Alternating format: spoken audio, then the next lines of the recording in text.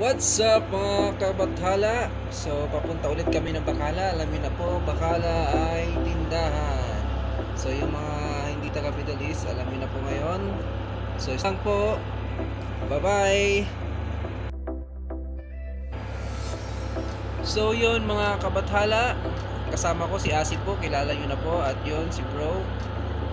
So ang bibilin po namin ay kubus daw, sabi nila, or chapati. Yung chapati po, yun po yung pagkain sa Middle East. Yung tinapay po na medyo manipis lang sa kubos, na may sausawan po. Yung chapati po siguro almost mga Indiano ang kumakain yan. So mamaya po ipapakita ko sa inyo kung ano po yung itsura ng chapati. At yung kubos po, so, papakita ko rin po sa inyo mamaya. Yung kubos po ay pagkain po talaga dito sa Middle East. So maya maya lang po, tabayaran nyo lang po. So yun mga kabatala, ito po yung chapatihan. Ayan po, may mga pagpipilian po kung ano po yung gusto nyong kainin. May partner po yan, yung chapati, yun po yung tinapay. Mamaya po makikita nyo.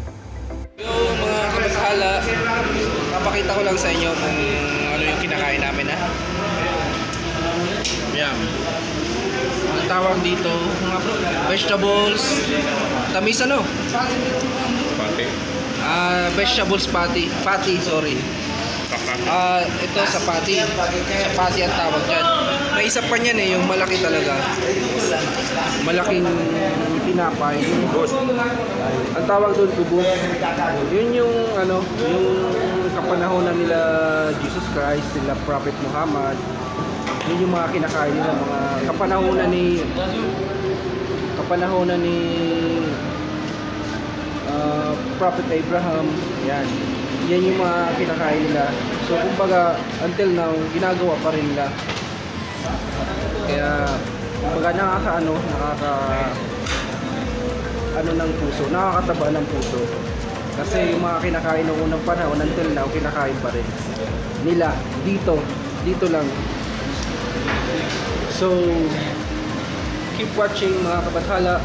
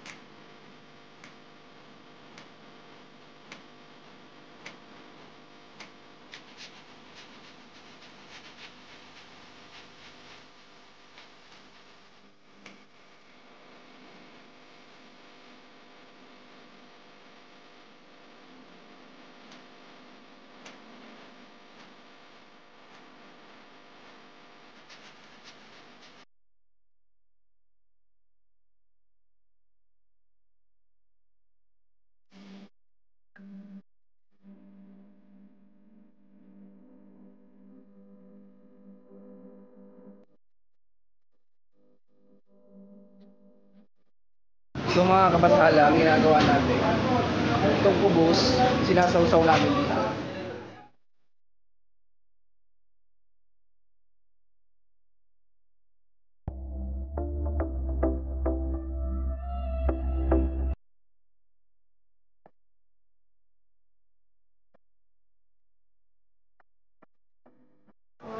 Tapos na kami. Sa kanya, di niya kinain kasi bago siya sa pagkain Hangang daw. First time yung makakain ng chapati. Shoutout mo, asawa mo bro. Asawa mo, shoutout mo. Oo. Mga kaibigan natin yung cashier.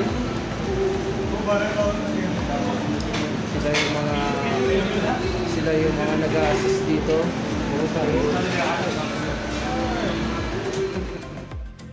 Sabi ko kubus.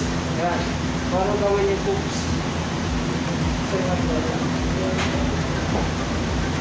Okay. So ito yung kubus na sinasabi ko sa inyo na simula noong unang panahon pa, kapanahonan ni Prophet Abraham, Prophet Muhammad Salam, Jesus Christ, kinakain na nila yan. So until now, kinakain pa rin dito. Kumbaga, minimaintain nila yung noong unang panahon hanggang ngayon na pagkain. So maya maya, ipapakita ko sa inyo yung outcome ng gawa nila. So, wait lang, papakita ko rin sa inyo kung ano yung lutoan nila. Okay?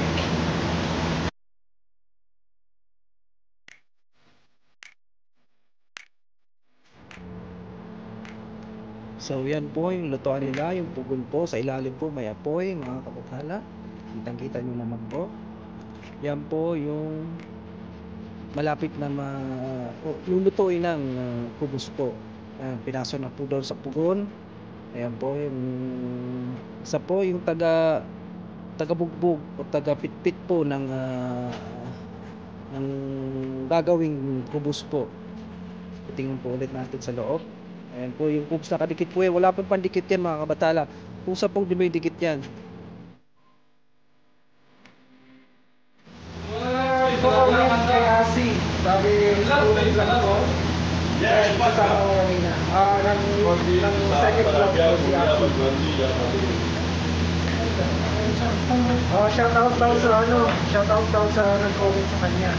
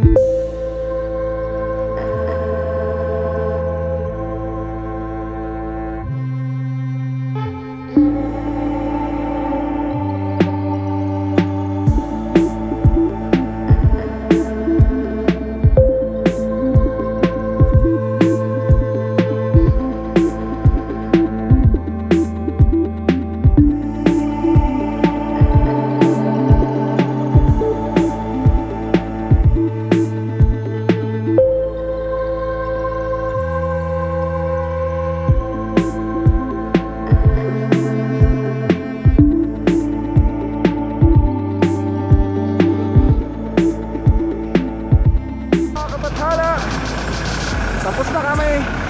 Bawi na kami ng Bilya. Kasi kasama ko. So salamat sa inyo sa pagpanood nyo. Salamat sa pagtatapay. Shout out sa lahat sa inyo dyan. Thank you. Bye bye.